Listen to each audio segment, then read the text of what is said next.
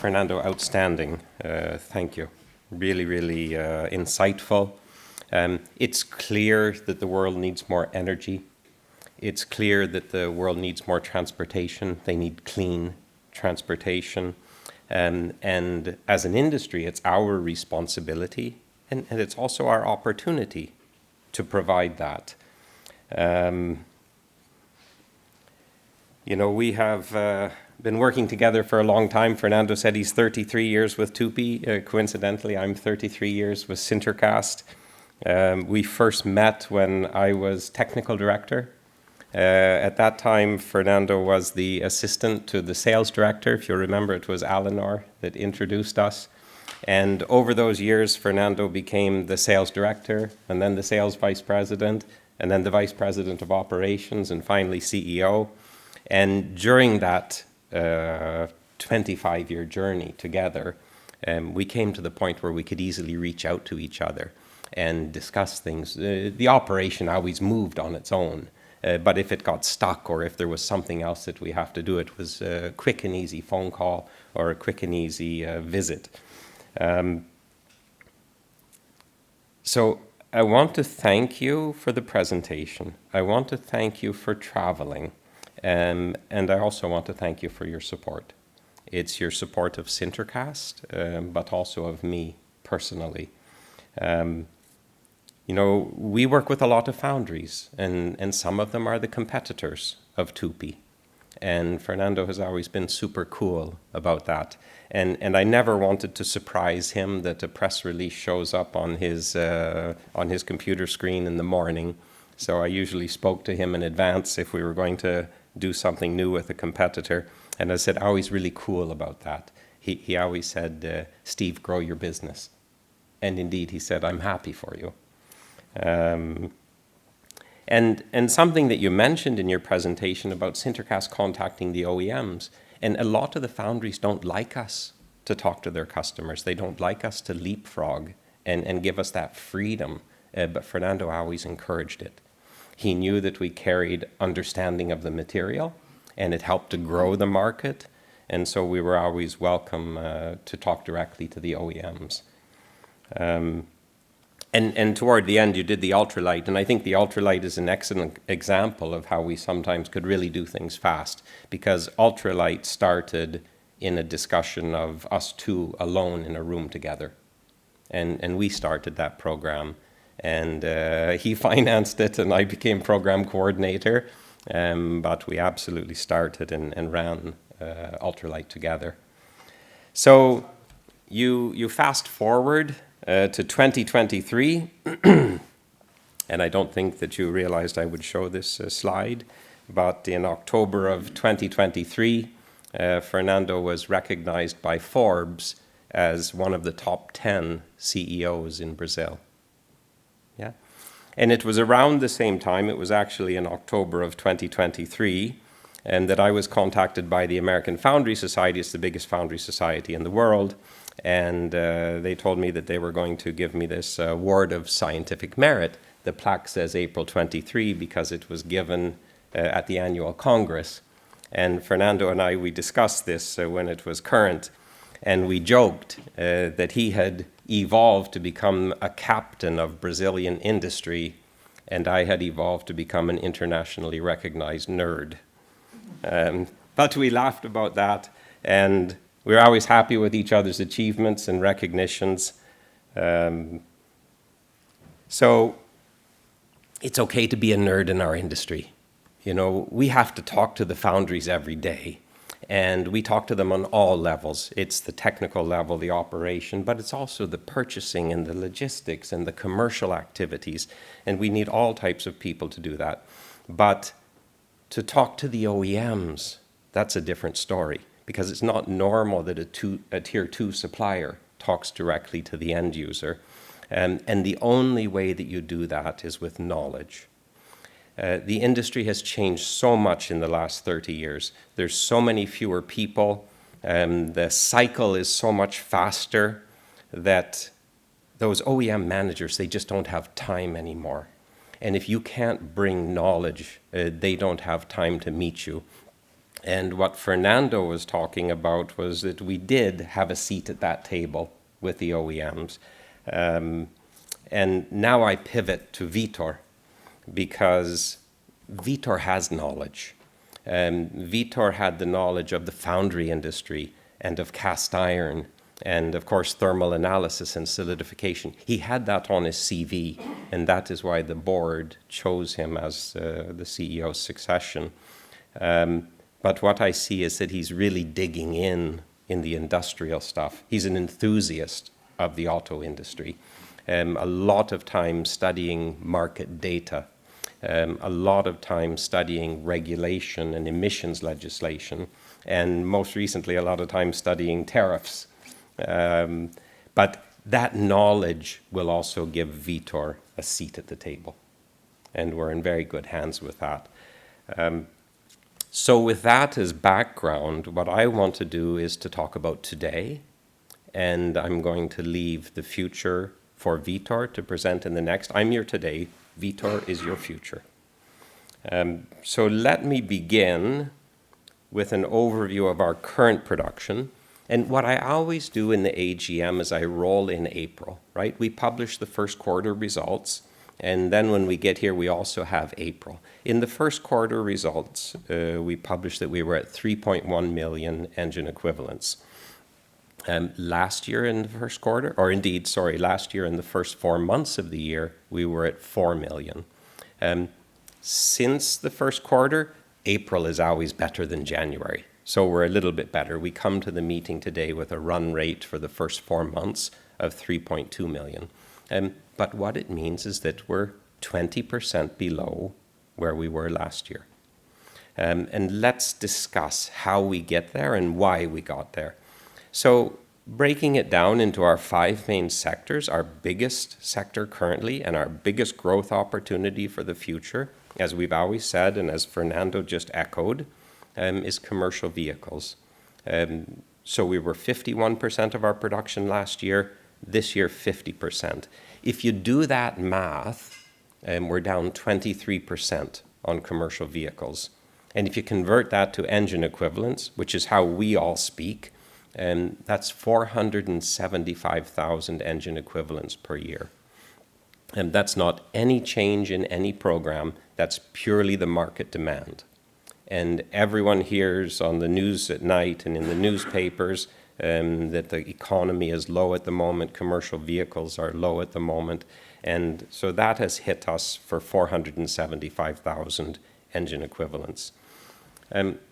Super Duty pickup, last year really strong, 29%. Of course, we had the stoppage of the Cummins program for Ram Super Duty in September of last year. So now we're at 24%. And again, if you do the math, that's 410,000 engine equivalents. So if you add those two together, we're down 890,000 engine equivalents.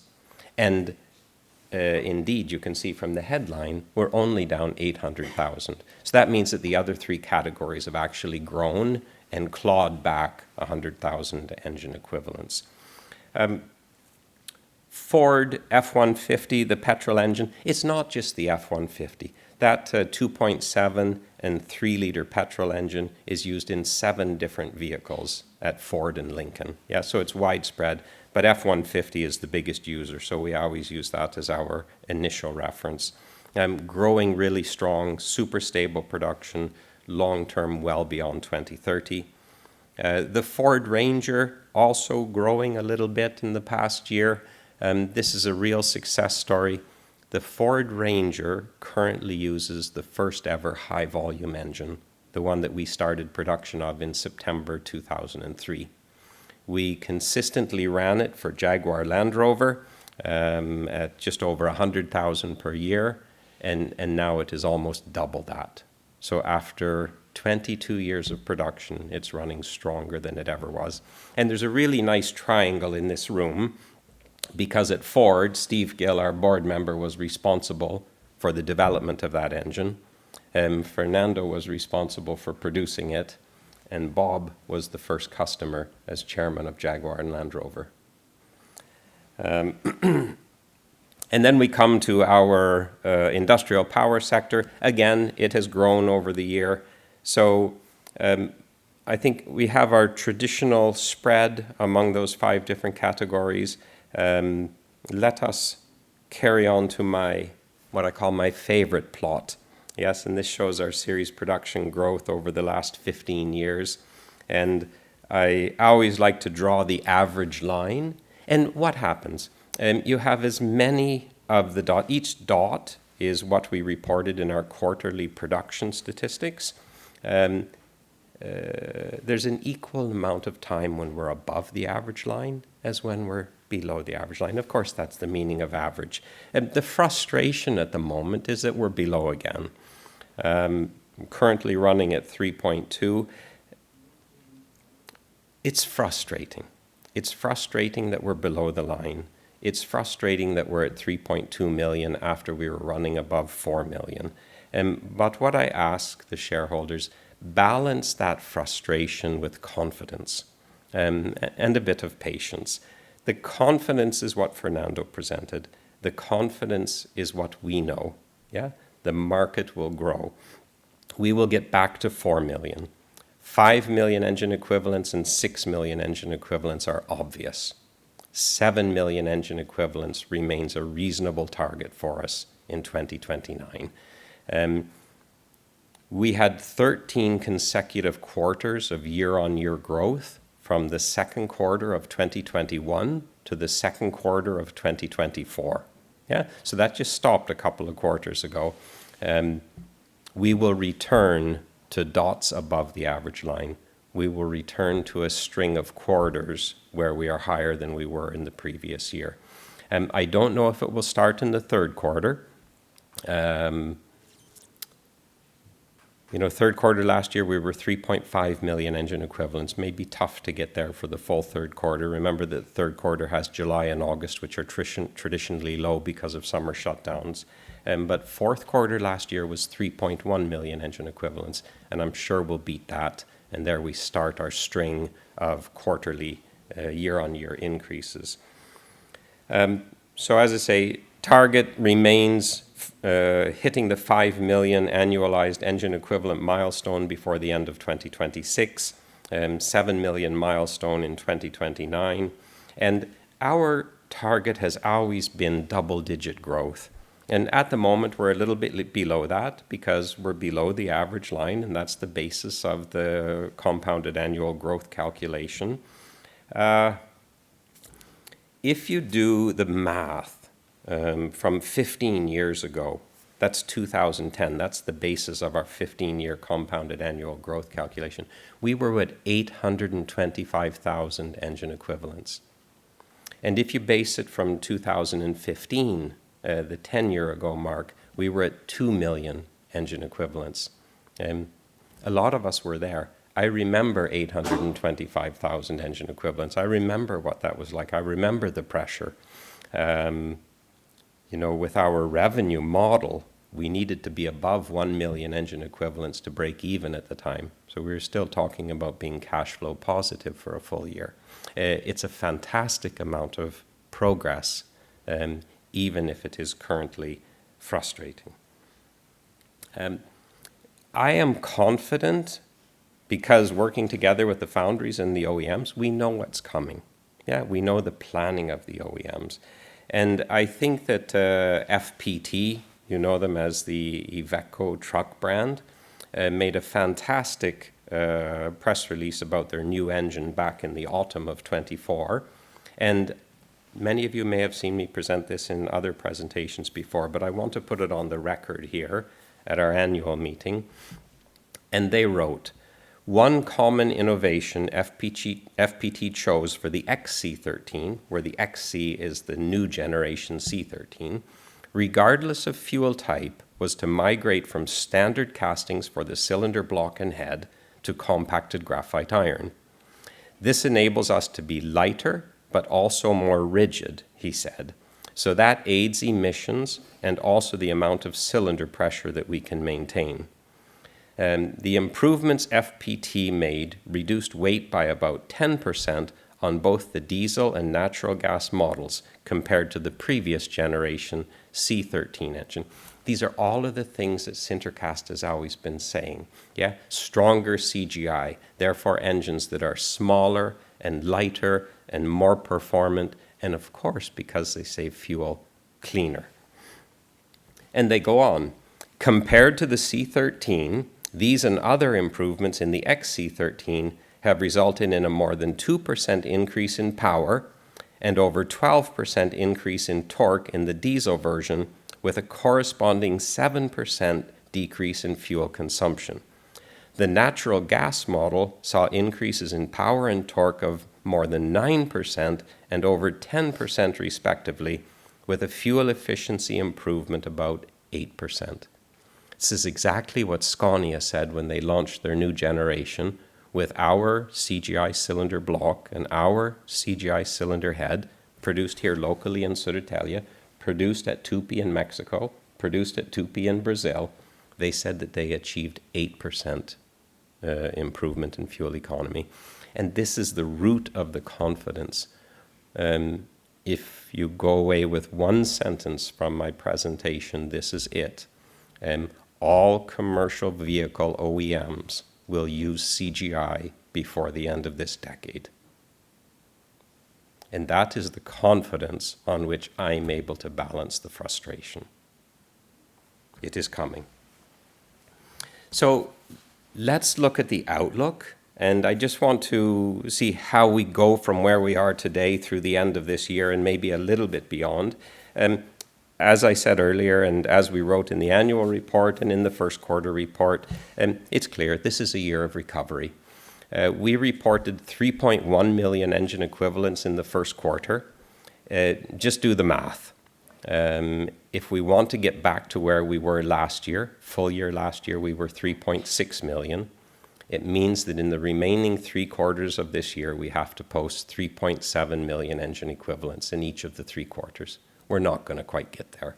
Yeah, we'll get close, but I don't think that we quite get back. We don't make full recovery this year. We have to look at it in the perspective of 25 and 26. Earlier in the year, in January, we published that First Automobile Works in China had started production of a new CGI engine, the 13-liter. We're doing the cylinder block with them. 1 month later, in February, we published that MAN will now start production. It's the engine that we've been doing for Scania and International for 2 years. MAN coming on stream this year, growing this year, and ramping up next year. In total, it is our expectation that MAN and FAW will bring incremental growth of something less than 1 million, let's say 0.9 million engine equivalents. The market recovery, it's a super important thing for us because the market is low. I said earlier that the commercial vehicles hit us by 475,000. That market will come back. There's also an average line in the market. There's an equal number of time when you're above the curve and below the curve. Those 500,000 will come back. So that's 900,000 from FAW MAN, 500,000 from market recovery. That takes your 3.2 to 4.6, and all of a sudden you're in striking range of the 5 million milestone. We had thought previously that we would get the benefit of a pre-buy in the US starting in the second half of this year and into 2026. As you know, the Trump administration has said that it will delay the EPA 27 emissions legislation, and that will completely take away the pre-buy. That's okay. It will also completely take away the demand for electric vehicles. It will increase the runway for conventional internal combustion engines. I think that could have been something like 100,000, 150,000, getting us up above 4.7 and really putting us in striking range of 5 million engine equivalents. We have said on the installation side that our target for this year is to beat last year's installation revenue. Last year we were 11.4 million. I think that's still very doable. There's a couple of decisions that we need to come through in the next couple of months. Currently, the installation pipe is really strong. We have more than 25 million crowns in the installation pipe. The question is about the timing. The timing on two fronts. On the first front, we need to get decisions before July-ish to be able to deliver the equipment and install it, because we only recognize the revenue from the installation when the customer has signed the installation acceptance. So we need to have those decisions, certainly before the end of July. So when we come into the second quarter report at the end of August, we'll really know where we stand. I know two foundries that we're discussing, two foundry groups that we're discussing building new foundries in Mexico. They both put those on hold because it's not either of them on our 25 million pipeline list, but they don't know what the tariffs will be from Mexico. And so I say this to indicate that there's a lot of decisions that are frozen because of the uncertainty. And we have to get into July and perhaps August before that uncertainty will let us know whether or not we get them this year. New programs, we have good programs in the pipe. Fernando made reference to several of them. Some of them will start this year. We already have FAW and MAN starting. There will be some more that start during this year, but most of the new program ramp volume will come in 2026. And finally, China. Today China is less than 1% of our production. We have a handful of programs under development in China, both for the domestic market and for export.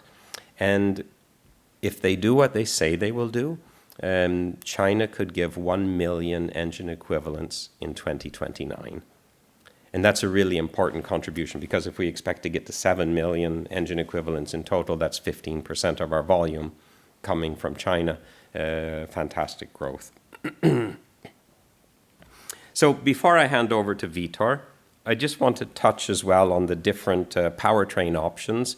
Of course, there's batteries and fuel cells and hybrids and engines. 2 or 3 years ago, everybody was battery. Yeah. And I think SinterCast was early and consistent in saying that it's not going to be fast and it's not going to be easy. And we said that this outlook would change from euphoria to reality. And that's exactly what has happened. There's a realization that it's not going to be fast or easy. Fuel cells, even less fast and even less easy. It's a good technology, but it's very far away, both in terms of the infrastructure and the total cost of ownership, as Fernando showed. Hybrids for smaller trucks, not really the stuff that we do, and engines for long haul. And with engines, it doesn't matter which liquid fuel they use. They all benefit from higher cylinder pressure. They all benefit from CGI. They are all opportunity for SinterCast. And so, as we've said for some years now, the debate will evolve from the engine to the energy, net zero, clean liquid fuels. And I believe that the debate will also change from this catchphrase, decarbonization, and it will become defossilization. And it has to. I was in a conference in February in Germany, and one of the presenters showed this plot on the screen, and I took out my camera quickly and I took a picture of it, so that's why it's on an angle. But it makes such sense. So what the European Union had said in the previous parliament, right before the new parliament was elected in July of last year, and they said it's electric only. You have to get to zero in 2025, and you can only do it with batteries. Yeah? And if that's the case, you follow the blue line, because there will be a slow run-in for that technology. But if we can bring these clean net zero liquid fuels, we can travel on the green line. Yeah, because we can use it already today. We have the engines, we have the infrastructure. We have the infrastructure to build them, to service them, to distribute the fuel, to refuel, and the owner-operators are comfortable and familiar with them. So we go much faster if we travel on the green line. And the amount of CO2 saved is, of course, the area between the two curves. So it's a no-brainer. The other part of it that's a no-brainer, we have 1.5 billion vehicles on Earth, and we make 90 million new vehicles every year. So let's say that 25% of the new vehicles are electric. It's not that high. But to make the math easy, let's say it's 25%. That's 20 million new electric vehicles every year. 20 million out of 1.5 billion, do the math, it's 1.3%. How much do you change the world if you work on 1.3% of it? Yeah? So these fuels have to come because they have to clean up the legacy fleet, and that will be the driver. The problem was that the European Union was very ideological before the last government, and they didn't want these fuels because it would allow people to continue using engines. But now the European government is much more pragmatic. And an indication of that pragmatism is that in 2025, passenger cars in Europe have to be 15% cleaner than they were in 2021. And the new government realizes they're just not going to get there. So they have changed the rule to say that you can meet it by your average emissions in 25, 26, and 27. So they realize that nobody is going to meet it, and if they impose levies and fines for not meeting it, they will just hurt the economy. So it's time to be more pragmatic. So my personal view, which maybe means it's in some ways SinterCast view, in 2030, I think that the internal combustion engine for heavy-duty vehicles will be more than 90%, using both traditional fossil fuels and clean fuels. I know there's a lot of discussion from some companies saying that they will have 50%. It won't happen. It won't happen. Super Duty in the US, it will be 100%. There's no move toward electrification. And when I speak of the US, looking at the heavy duty, the Trump administration has just decided that they're going to push away EPA 27. The only way that you get electric trucks on the road is if you have a push and a pull.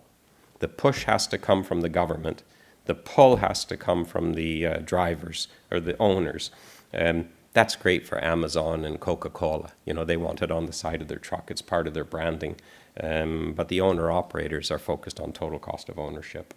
So there's very little pull, and in America there will be zero push. And for full-size pickups, I think try to be generous there and say it will be more than 80%. The Ford Lightning has not been successful. The Tesla Cybertruck has been a disappointment in terms of sales volume. Rivian and Lucid have not been successful as electric-only pickup truck manufacturers. I think that the early adopters have already bought their electric pickup trucks, and it will flatten through the next couple of years. So, in closing, our targets that we published in September of 2023, that we want to maintain 10% compounded annual growth through 2030.